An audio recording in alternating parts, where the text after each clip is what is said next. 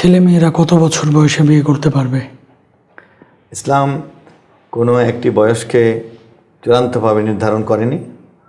মোটামুটি বিভিন্ন অঞ্চলের মানুষের শারীরিক গঠন এবং শারীরের দৈহিক বৃদ্ধি এবং সাবালক হওয়া ইত্যাদি মিলিয়ে একটা মোটামুটি নির্ধারণ করার সুযোগ দিয়েছে। তো প্রাপ্তবয়স্ক হলেই বিয়ে করা, যেখানে নবী পাক সাল্লাল্লাহু আলাইহি ওয়াসাল্লাম বলেছেন যে বিয়ের হাদিসটিতে মান ইসতাতা মিনকুমুল বাআতা ফালিয়াতাযাওয়াজ ফাইন্নাহু আগাদ্দু লিল বাসার ওয়া আহসানু লিল ফারজ ফামান লাম ইয়াস্তাতি ফালাইহি বিস-সাওম ফাইন্নাহু লাহু বিজাউন।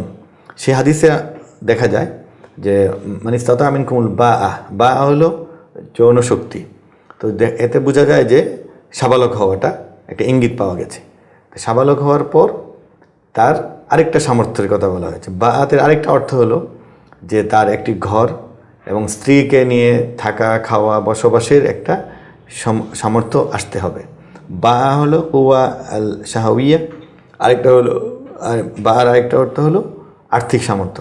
তো এই দুটি যখন আসে সেই সময়টি ছেলে মেয়ের বিয়ের বয়স। তো সেই হিসাবে ছেলেও প্রাপ্তবয়স্ক হবে, মেয়েও প্রাপ্তবয়স্ক হবে। এবং প্রাপ্তবয়স্ক হওয়ার যে লক্ষণ শরআন যেটা যে লক্ষণ প্রকাশ পেলে ছেলের উপর নামাজ ফরজ হয়, যাকাত ফরজ হয়, রোজা ফরজ হয়, সেই যে লক্ষণ প্রকাশ পেলে মেয়ের উপর নামাজ রোজা যাকাত ফরজ হয়, সেই লক্ষণগুলো প্রকাশ পেলেই সে প্রাপ্তবয়স্ক হবে। এরপর থেকে তারা বিয়ে করতে পারে।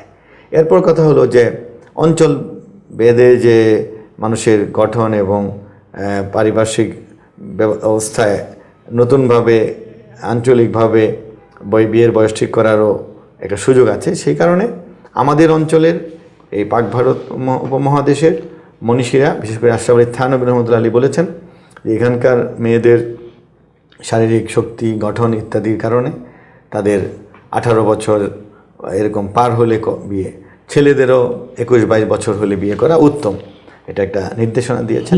তা আমাদের দেশে আইনও রচনা হয়েছে যে 18 বছরের নিচে যেন মেয়েদের বিয়ে না হয়। পরবর্তীতে একটু সংস্কার হয়েছে গত বছর, আপনি জানেন যে হ্যাঁ, কোনো মেয়েদের যদি তার নিরাপত্তা এবং অন্যান্য কারণ চিন্তা করে পিতামাতা মনে করেন যে 16 বছর হলেই বিয়ে দিতে চান, তাহলেও ম্যাজিস্ট্রেট বা আইনগত অনুমতি নিয়ে 16 বছরেও মেয়ের বিয়ে দেওয়া এখন বৈধ আছে। জি।